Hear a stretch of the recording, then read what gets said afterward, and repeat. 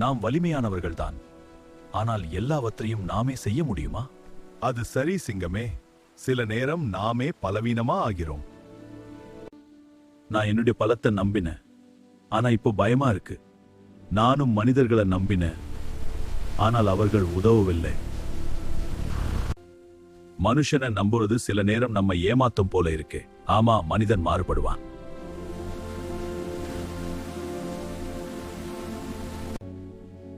ஆனால் கர்த்தர் மட்டும் மாற மாட்டார்.